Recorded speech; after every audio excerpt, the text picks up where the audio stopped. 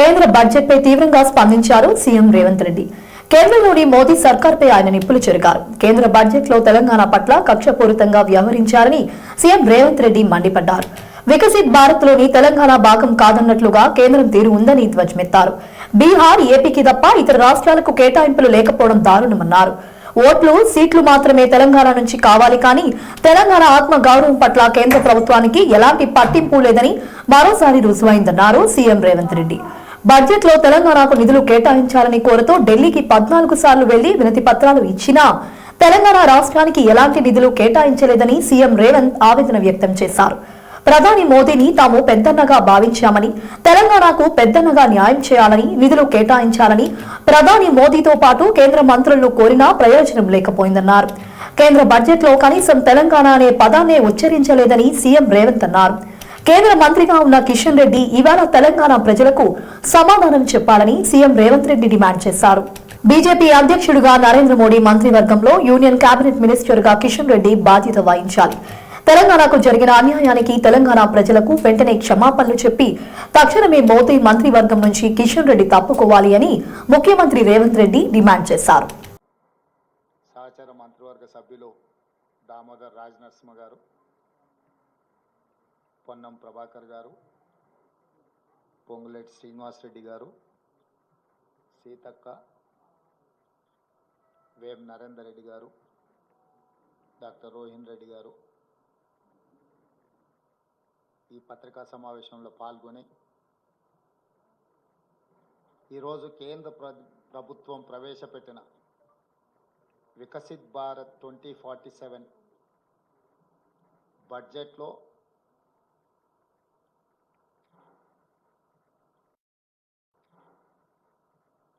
తెలంగాణ రాష్ట్రం పట్ల వివక్ష ప్రదర్శించడం కాదు, కక్షాపూరితంగా వ్యవహరించడంగా తెలంగాణ రాష్ట్ర ప్రజలు భావిస్తున్నారు. మా ప్రభుత్వం, మా మంత్రివర్గ సహచరులు 18 సార్లు ఢిల్లీకి వెళ్ళి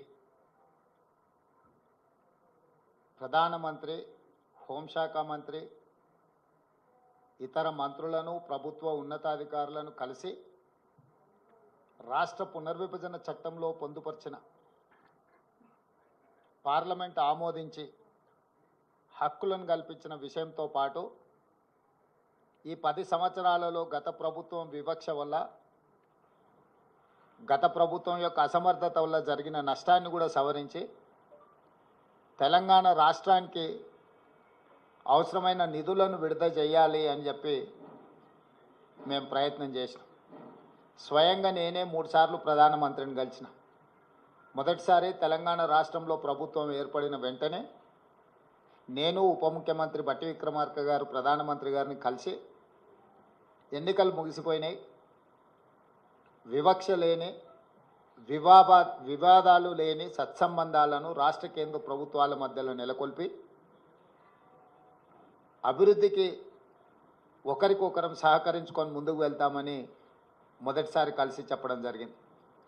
రెండవసారి నరేంద్ర మోడీ గారు తెలంగాణ రాష్ట్ర పర్యటనకు వచ్చినప్పుడు ఆదిలాబాద్లో నేనే స్వయంగా వెళ్ళి వారికి స్వాగతం పలికి ఆ రోజు ఒక అడుగు నేను ముందుకు వేసి, ఈ దేశంలో ప్రధానమంత్రి పెద్దన్న లాంటి వాడు, మీరు పెద్దన్నలాగా వ్యవహరించాల్సిన అవసరం ఉన్నది. రాష్ట్రాల అభివృద్ధి జరగాలి అని అంటే నిధుల కేటాయింపులతో పాటు అనుమతులు వేగంగా ఇవ్వాలి. తెలంగాణ రాష్ట్ర ముఖ్యమంత్రిగా ప్రధానమంత్రిని పెద్దన్నగా మేము భావిస్తున్నాం. పెద్దన్న పాత్ర మీరు పోషించండి అని చెప్పి ఒక అడుగు ముందుకేసి చెప్పడం జరిగింది.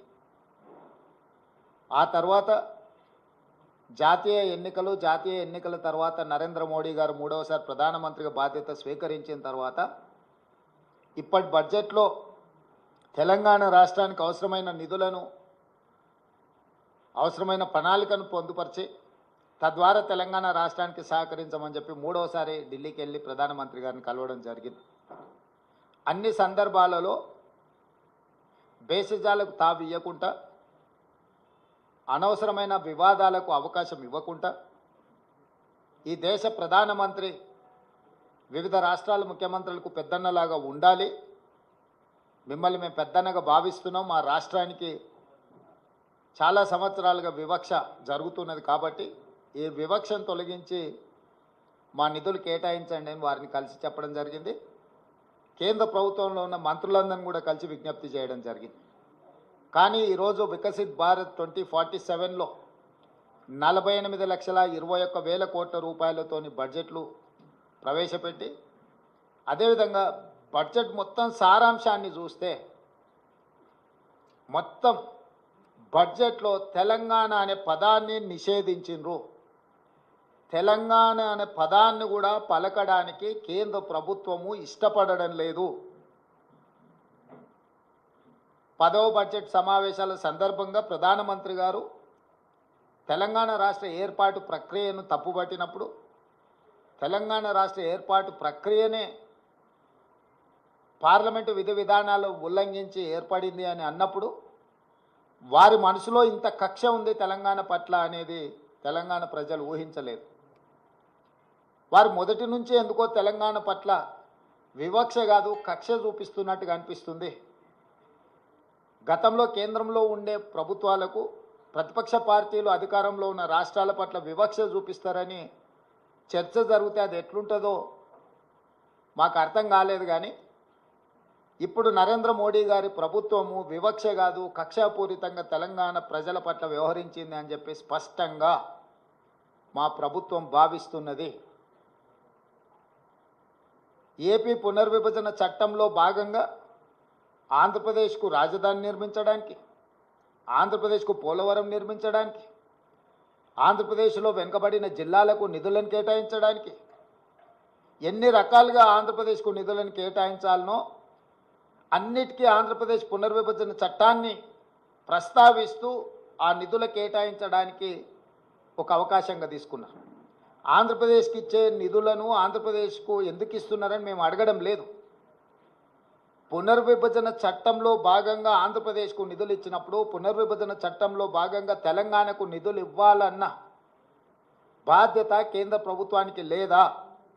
అదే ఆంధ్రప్రదేశ్ పునర్విభజన చట్టంలో బయ్యారం ఉక్కు కర్మాగారం ఉంది, కాజీపేట రైల్వే కోచ్ ఫ్యాక్టరీ ఉంది, సాగునీటి ప్రాజెక్టులలో పాలమూరు రంగారెడ్డి ఎత్తిపోతలకు కేంద్ర ప్రభుత్వం పోలవరంకి ఏ విధంగా నిర్మాణానికి సహాయం అందిస్తున్నారో ఆ విధంగా నిధులను కేటాయించాలన్న ఆలోచన కానీ, అదేవిధంగా గిరిజన యూనివర్సిటీ 10 సంవత్సరాల తర్వాత ఇప్పుడు మొదలైన ములుగులో దాన్ని నిధుల విషయంలో కానీ, అదేవిధంగా మేము స్పష్టంగా ప్రధానమంత్రి గారిని కలిసి మీకు నమోమి గంగే ప్రాజెక్టు లాగానో సబర్మతి రివర్ ఫ్రంట్ లాగానో మీ గుజరాత్కు మీ ప్రాంతాలకు ఏ విధంగా అయితే మీరు నిధులను కేటాయించుకున్నారో ఆ విధంగా మూసీ రివర్ డెవలప్మెంట్ ఫ్రంట్కు నిధులు కేటాయించమని చెప్పి మేము అడగడం జరిగింది.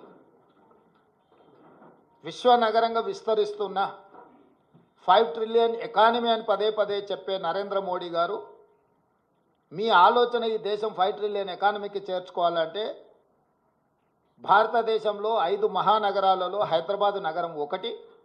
ఈ హైదరాబాద్ నగరానికి మెట్రో విస్తరించడం ద్వారా ఇక్కడ మౌలిక వసతుల యొక్క అభివృద్ధిని చేయడం ద్వారా విదేశాల నుంచి పెట్టుబడులను ఆకర్షించి లక్షలాది మంది నిరుద్యోగ యువకులకు ఉద్యోగ ఉపాధి అవకాశాలు కల్పిస్తే దేశం యొక్క ఎకానమీ పెరుగుతుంది అని చెప్పి వారికి చెప్పడం జరిగింది.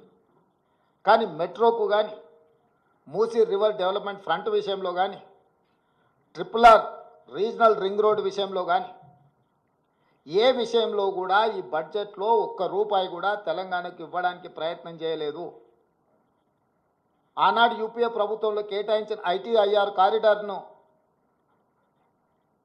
గతంలో తెలంగాణ అధికారంలో ఉన్న ప్రభుత్వము కేంద్ర ప్రభుత్వం ఇద్దరు వివక్ష వల్ల ITIR కారిడార్ను మరుగున పడిపోయింది. ITIR కారిడార్ వస్తే పెట్టుబడులు వస్తాయి, పెట్టుబడులతో పాటు IT రంగ నిపుణులకు వేలాది లక్షలాది ఉద్యోగాలు వస్తాయి, మీరు దానికి సంబంధించిన కార్యాచరణను కూడా చేపట్టండి అని చెప్పి కేంద్ర ప్రభుత్వానికి మేము విజ్ఞప్తి చేసినాం. ఈరోజు ITIR కారిడార్ గురించి ఎక్కడ ప్రస్తావన లేదు. ఈరోజు రైతులను ఆదుకోవడానికి ఒక ప్రత్యేక కార్యాచరణ ఏది తెలంగాణ రాష్ట్రానికి ఇవ్వలేదు. ఎడ్యుకేషన్ పట్ల కానీ, ఇరిగేషన్ పట్ల కానీ, హెల్త్ పట్ల కానీ, ఎంప్లాయ్మెంట్ పట్ల కానీ ఏ ఒక్క అంశంలో కూడా కేంద్ర ప్రభుత్వము తెలంగాణ యొక్క అభివృద్ధి కోసము ఆలోచన చేయలేదు. ఈరోజు సబ్కా సాత్ సబ్కా వికాస్ అనేదైతే ఉందో ఈ స్లోగన్ బోగస్ అని చెప్పి బీజేపీ నిరూపించింది. వికసిత్ భారత్ అనే దాంట్లో తెలంగాణ భాగం కాదు అని ప్రధానమంత్రి గారు అనుకుంటున్నట్టుగా ఉన్నది. అసలు మొత్తం బడ్జెట్ను స్థూలంగా చూస్తే వికసిత్ భారత్ 2047 48,21,000 కోట్ల రూపాయల బడ్జెట్ను చూస్తే కుర్చీ బచావో బడ్జెట్ లాగా ఉన్నది. బీహార్కు, ఆంధ్రప్రదేశ్కు తప్ప ఇతర రాష్ట్రాల పట్ల కేంద్ర ప్రభుత్వం వ్యవహరించిన తీరు కేవలం కుర్చీని కాపాడుకునే ప్రయత్నంలో భాగంగానే ఈ బడ్జెట్ను ప్రవేశపెట్టినట్టుగా కనిపిస్తుంది. ఇది ఏ రకంగా కూడా ప్రధానమంత్రి గారికి గౌరవాన్ని తెచ్చిపెట్టదు. ఇంతటి వివక్ష, ఇంతటి కక్షాపూరితమైన వ్యవహారం ఎప్పుడూ జరగలేదు. తెలంగాణ రాష్ట్రము, తెలంగాణ ప్రజలు 8 పార్లమెంట్ స్థానాలు, 35% ఓట్లు బీజేపీకి ఇచ్చిండ్రు. తెలంగాణ ప్రజలు ఎలాంటి వివక్ష బీజేపీ పట్ల చూపించలేదు. తెలంగాణ ప్రజల యొక్క నిర్ణయం వల్ల ఈరోజు నరేంద్ర మోడీ గారు ప్రధానమంత్రిగా కుర్చీలో కూర్చున్నారు.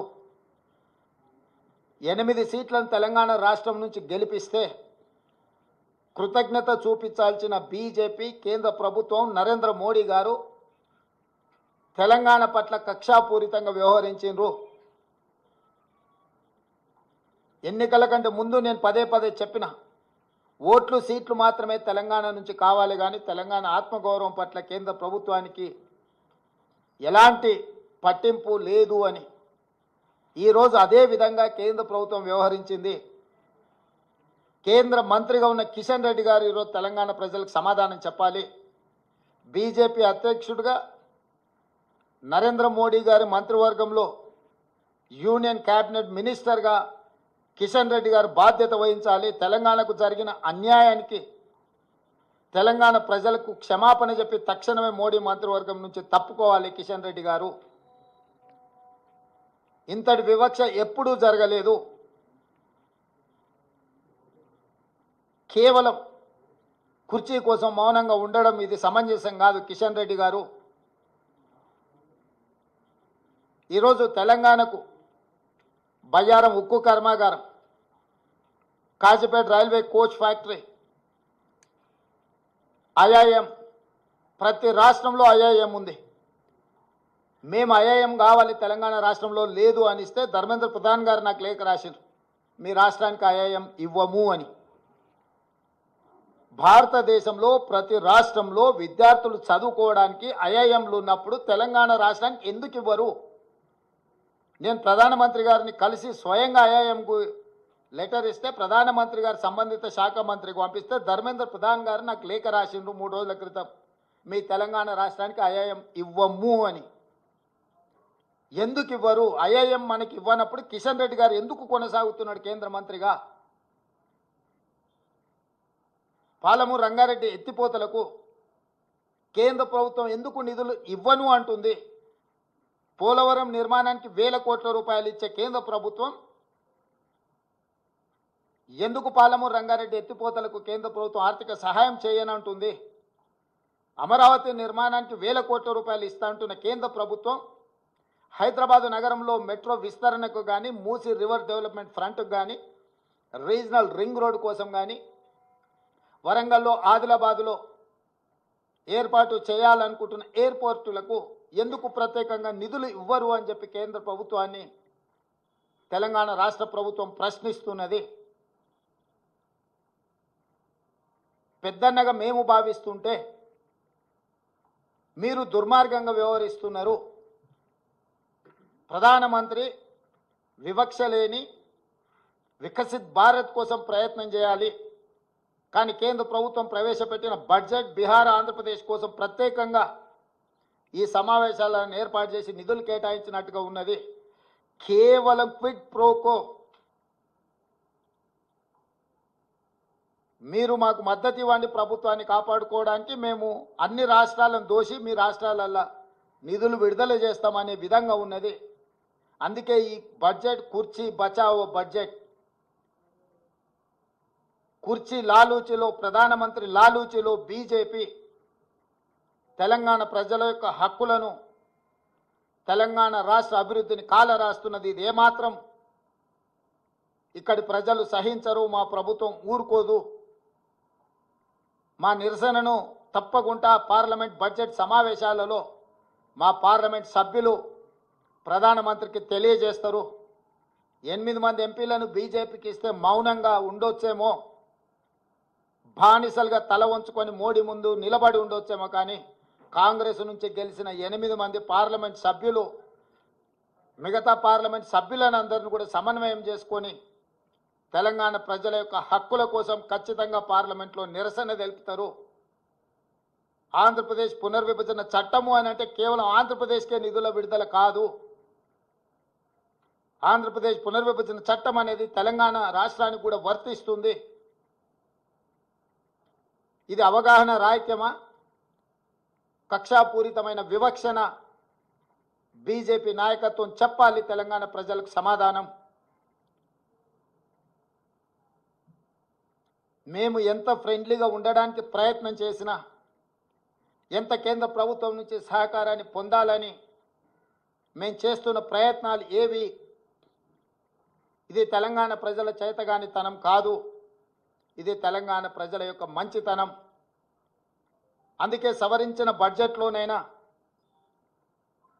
నిర్మలా సీతారామన్ గారికి అవకాశం ఉంది.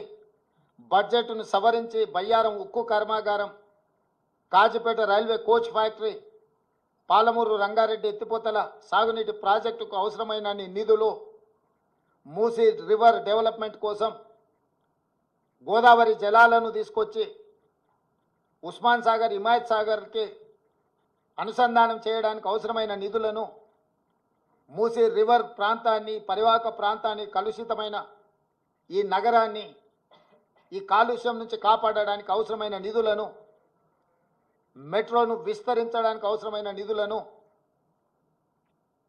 ఫార్మా రంగంలో ఫార్మా విలేజ్లను ఏవైతే నిర్మించాలనుకుంటున్నామో దానికి సంబంధించిన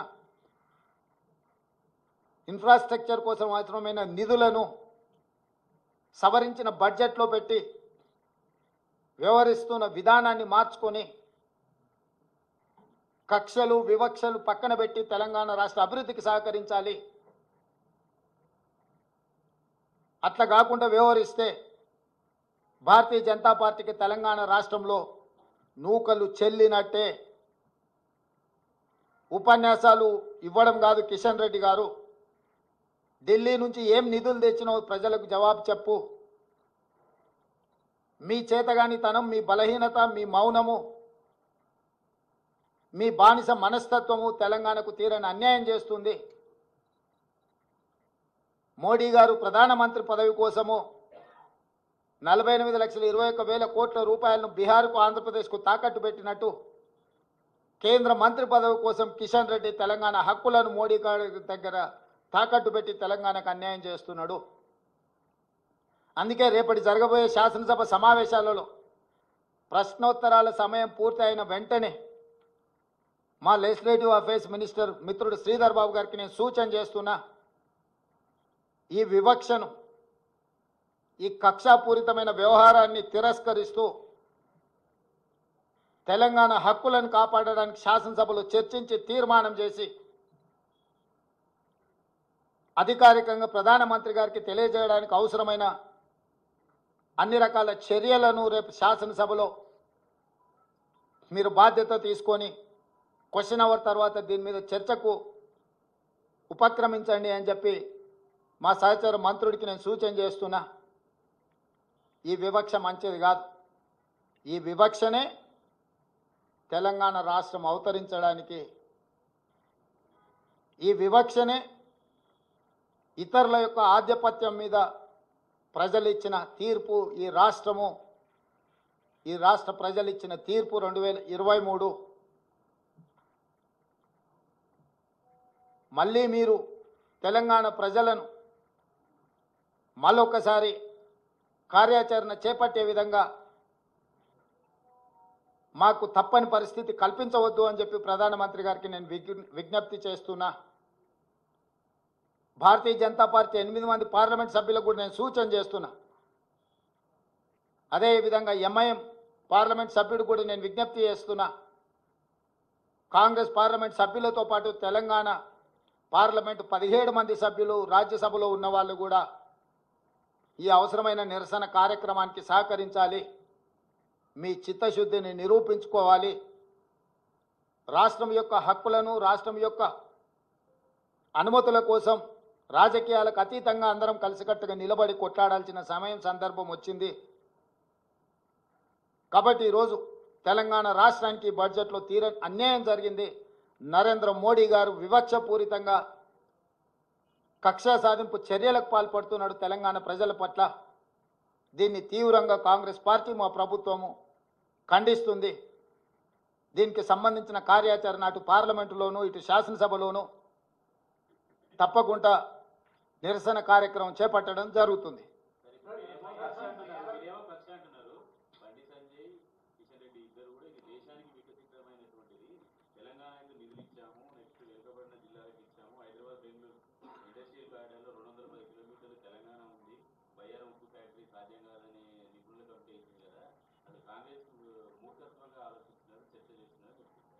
అంటే బానిసల నుంచి ఇంతకు మించి మీరేమో ఊహించలేరు, మేమేమో ఆశిస్తలేము. బానిస మనస్తత్వం కాబట్టి ఈ రకమైన ఆలోచన చేస్తారు. బానిసలుగా కాకుండా తెలంగాణ పౌరులుగా వాళ్ళు ఆలోచన చేస్తే పరిష్కారం దొరుకుతుంది. పోలవరం కట్టడానికి 1000 కోట్ల రూపాయలు ఇచ్చినప్పుడు పాలమూరు రంగారెడ్డి ఎత్తిపోతలకు ఎందుకు ఒక్క నయా పైసా కూడా ఇవ్వలేదు? కిషన్ రెడ్డి గారు సమాధానం చెప్పగలరా? ఐటీఐఆర్ కారిడార్లో 1000 కోట్ల రూపాయలు పెట్టుబడి పెడితే లక్షలాది ఉద్యోగ అవకాశాలు, ఉపాధి అవకాశాలు ఉన్నప్పుడు ఎందుకు అనా పైసా ఇవ్వలేదు? గుజరాత్లో సబర్మతి రివర్ ఫ్రంట్ నిర్మించుకున్నప్పుడు తెలంగాణకు, హైదరాబాద్కు మూసీ రివర్ ఫ్రంట్ ఎందుకు నిర్మాణం జరగొద్దు? గుజరాత్కు బుల్లెట్ ట్రైన్ కోసం నిధులు ఇచ్చినప్పుడు తెలంగాణకు ఎందుకు రీజనల్ రింగ్ రోడ్డు కోసం నిధులు కేటాయించలేదు? ఇవన్నీ పక్కన పెట్టండి. దేశం మొత్తం ప్రతి రాష్ట్రంలో ఐఐఎంలు ఉన్నాయి. తెలంగాణ రాష్ట్రానికి ఎందుకు ఐఐఎం ఇవ్వను అని చెప్పి ధర్మేంద్ర ప్రధాన్ గారు తెలంగాణ రాష్ట్ర ప్రభుత్వానికి లేఖ రాసిండు. స్వయంగా నేను, మా ఉప ముఖ్యమంత్రి గారు ప్రధానమంత్రిని కలిసి హైదరాబాద్ నగరం తెలంగాణ రాష్ట్రము ఐటీ రంగ నిపుణులతో పాటు విద్యకు ఒక ప్రధానమైన కేంద్రము, అంతర్జాతీయ స్థాయిలో విద్యార్థులు ఇక్కడ చదువుకుంటున్నారు, మాకు ఐఐఎం కావాలని నేను అడిగిన. ధర్మేంద్ర ప్రధాన్ గారు నిర్ద్విధంగా మీకు ఐఐఎం ఇవ్వము, తిరస్కరిస్తున్నామని లేఖ రాసిండు. ఇకనైనా కిషన్ రెడ్డి గారు, బండి సంజయ్ గారు బానిసలుగా కాకుండా తెలంగాణ పౌరులుగా ఆలోచన చేస్తే ఐఐఎం ఎందుకు ఇవ్వరో చెప్పాలి కదా. ఆంధ్రప్రదేశ్ పునర్విభజన చట్టంలో పొందుపరిచిన విషయాలు ఆంధ్రప్రదేశ్కు సంబంధించిన అంశాలను పరిష్కరించడానికి ఉందా? అందులో ప్రస్తావించిన తెలంగాణ సమస్యలను కూడా పరిష్కరించడానికి ఉందా? ఈ ఒక్క విషయంలో బండి సంజయ్, కిషన్ రెడ్డి గారి యొక్క ఆలోచన ఏందో చెప్పమను రే. పునర్విభజన చట్టంలో పొందుపరిచిన ఆంధ్రప్రదేశ్కు మీరు ఎందుకు ఇచ్చిందని మేము అడుగుతలేం. ఇవ్వండి. తెలంగాణకి ఎందుకు ఇవ్వడం లేదని నేను అడుగుతున్నా. చట్టబద్ధంగా తెలంగాణ ప్రజలకు ఇచ్చిన హక్కులు బయ్యారమేమో ఉపయోగపడలేదు, కాజీపేట రైల్వే కోచ్ ఫ్యాక్టరీ ఏమో అవసరమే లేదు, ఐఐఎం అసలు తెలంగాణ విద్యార్థులు చదువుకోవాల్సిన పని లేదు, ఐటీఐఆర్ కారిడారు ప్రస్తావనే లేదు. ఇంకా ఎందుకు బుకాయించాలనుకుంటున్నారు కిషన్ రెడ్డి గారు, బండి సంజయ్ గారు?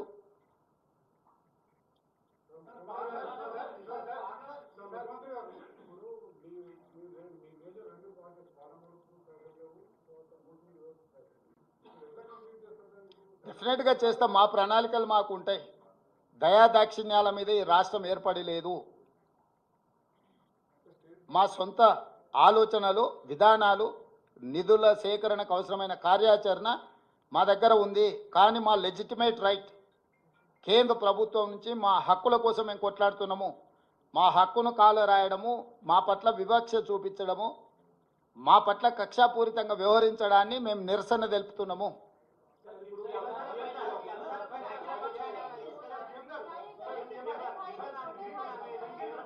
ఏం ప్రతాప్ చూద్దాము. అంటే అసలు కేంద్ర ప్రభుత్వం వైపు నుంచి స్పందన రానియండి. ఇప్పుడు మొదట మా నిరసనను, మా ఆలోచన విధానాన్ని కేంద్ర ప్రభుత్వానికి తెలియజేసే ప్రయత్నం చేస్తున్నాము.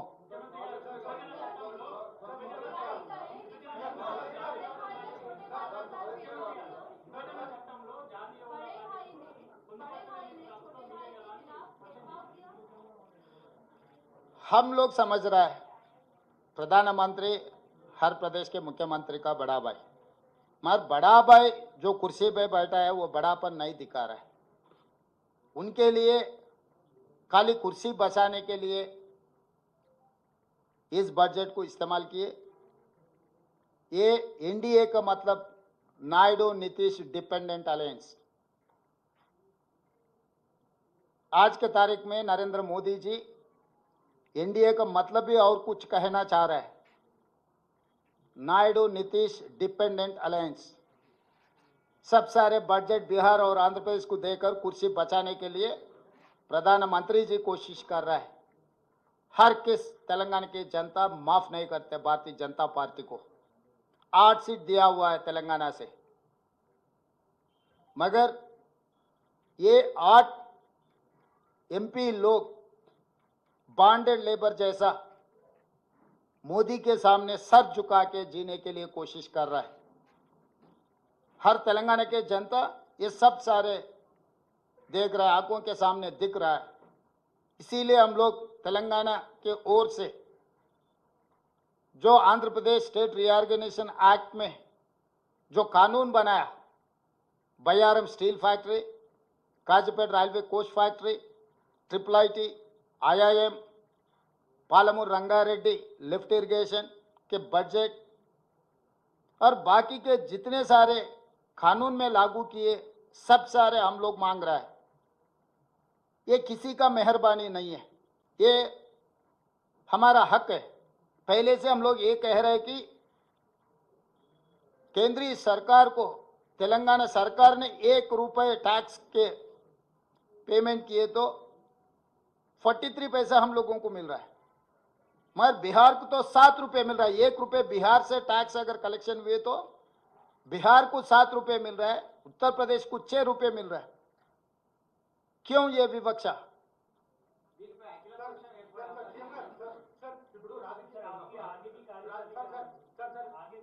हाँ, इसीलिए हमारे जो 8 लोग तेलंगाना के MP से कांग्रेस पार्टी के, बाकी के सहयोगी को समन्वय कर लेके हम लोग जो कार्याचरण लेना है लोकसभा में ही लेंगे। प्रधानमंत्री महोदय को हम दिखाएंगे ये विकसित भारत नहीं है, ये सबके साथ सबका विकास नहीं है, कुछ लोगों के साथ विकास। वो विकास इसीलिए किसी के लिए कुर्सी बचाने का काम में लग गए, किसी ने माल उठाने में लग गए।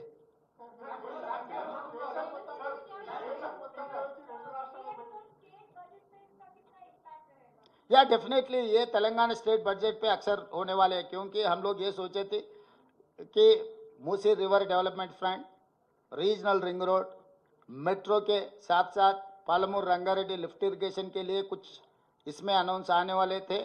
आने के लिए हम लोग उम्मीद रखा था, मगर हम तेलंगाना की जनता को उम्मीद तोड़ दिए केंद्र सरकार ने।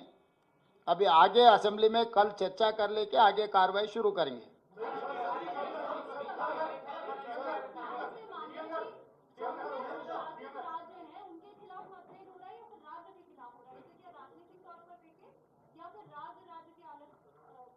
नहीं, अभी कुर्सी बचाने में लग गए। ये कुर्सी बचाओ बजट इसीलिए बिहार आंध्र प्रदेश को ज़्यादा दे दिए कि अभी ये NDA dependent on Bihar and Andhra Pradesh. That is how they allocated funds to Bihar and Andhra Pradesh. We are not opposing allocating to Bihar and Andhra Pradesh. हम लोगों की मांग एक ही है, क्यों तेलंगाना को नहीं दिए?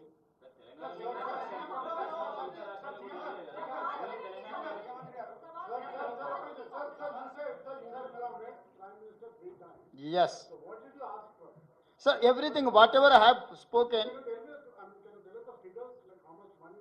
yeah, definitely where they have through through act, we have got some assurances. That is point number 1, Bayaram Steel Factory. Point number 2, Railway Coach Factory in Kazipet, IIM and ITIR corridor and Palamur Rangareddy lift irrigation, all other development activities. These are the assured by the Lok Sabha and Rajya Sabha. He has refused to implement that schemes after completing 10 years also. And whereas he has mentioned Andhra Pradesh Reorganization Act in this budget, saying that he is allocating to Polavaram funds, he is allocating to Amaravati capital city funds, he is allocating something to Andhra Pradesh. Whereas Telangana, same act has given some assurances to Telangana. Why he has refused to implement that? That is what we are asking. We are not asking less or more. We are asking our legitimate right. We are demanding that, Mr. Prime Minister, please implement our assurances. You cannot ignore just like that. If you don't have any political connection or personal connection or emotional connection with the Telangana people, okay, people will say, tomorrow what is going to happen, you see.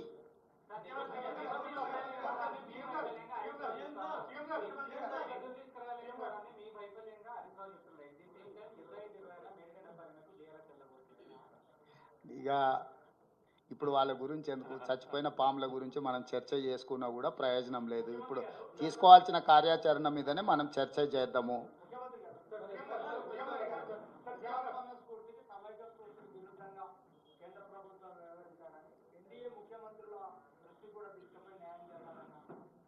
అంటే నేను అనేది NDA ముఖ్యమంత్రుల వీళ్ళ వాళ్ళ కాదు, ఒక రాష్ట్రానికి రావాల్సిన నిధులు.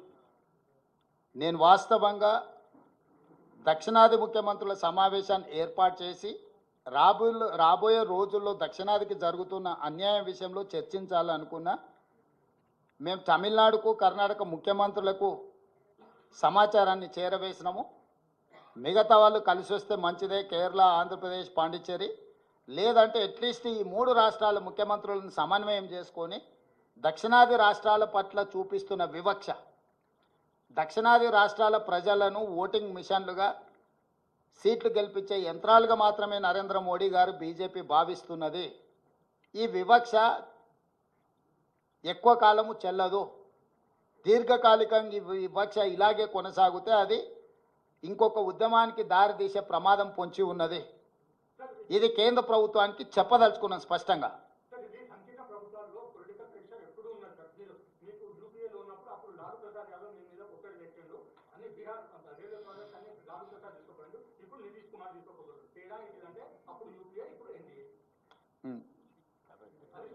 Good question.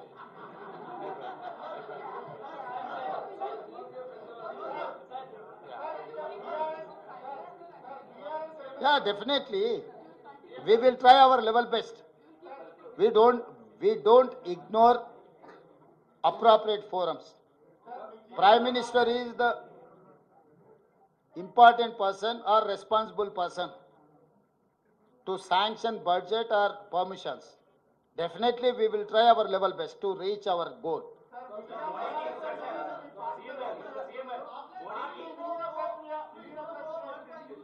हाँ,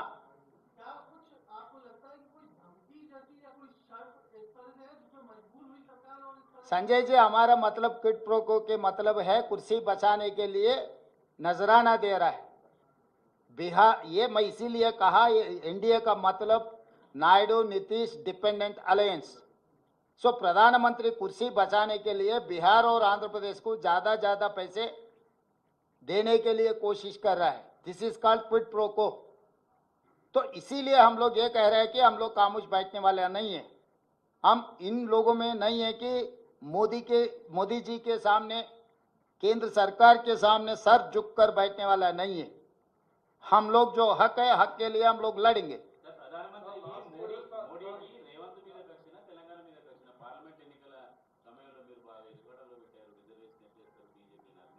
ఆయన అంతకంటే ముందు బడ్జెట్ సమావేశాలనే తెలంగాణ రాష్ట్ర ఏర్పాటు ప్రక్రియనే తప్పుబట్టిండు.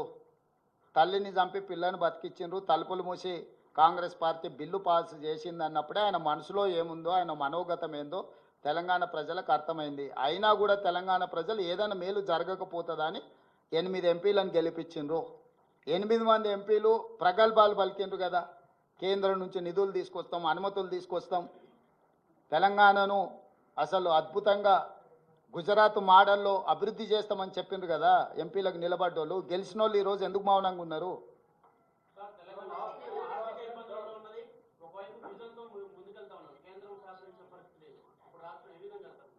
ఖచ్చితంగా విజన్తోనే వెళ్తాం ముందుకు. ఇప్పుడు కేంద్ర బడ్జెట్ గురించి మాట్లాడుకుందాం. కేంద్ర బడ్జెట్ గురించి ఏమన్నా ఉంటే అడగండి. ప్రమోద్.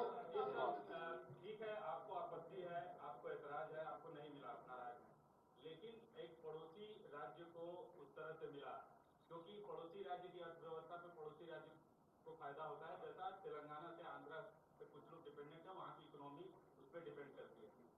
तो क्या आप उस लिहाज से आप हटा दीजिए तेलंगाना, आप एक मुख्यमंत्री के तौर पे, तेलंगाना के नागरिक के तौर पे आप अपना कंसर्न जता चुके हैं, लेकिन आंध्र प्रदेश को जो मिला है उसको आप कैसे देखते हैं? क्योंकि 10 सालों से आंध्र बाइफर्केशन के बाद आंध्र प्रदेश के साथ क्या हुआ एक्सप्लेन करने की जरूरत नहीं है, लेकिन वो मिला है उसको आप वेलकम करते हैं?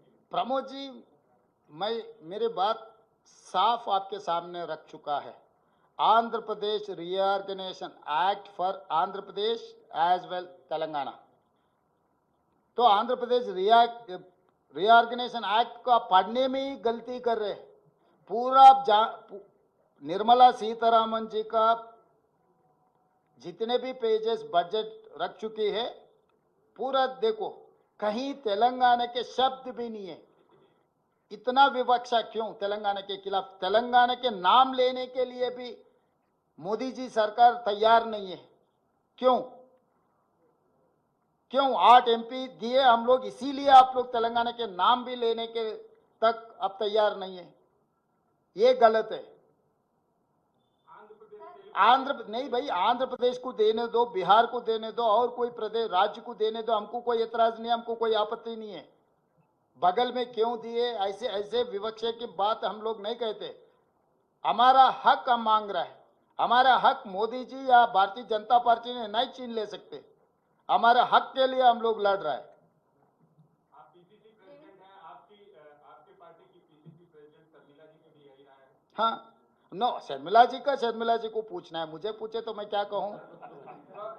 आप जानकारी करो शर्मिला जी से अभी क्या हो रहा है।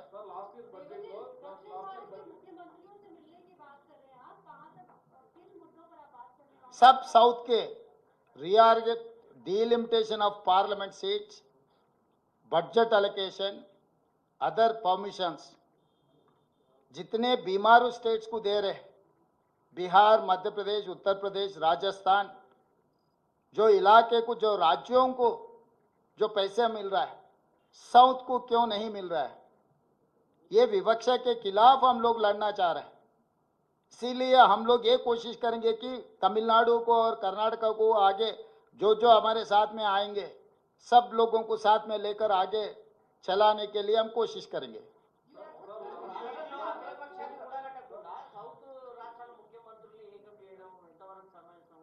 మీరు ఏం చేస్తే బాగుంటుంది అంటారు? మంచి సూచన చేశారు, చర్చ చేద్దాం.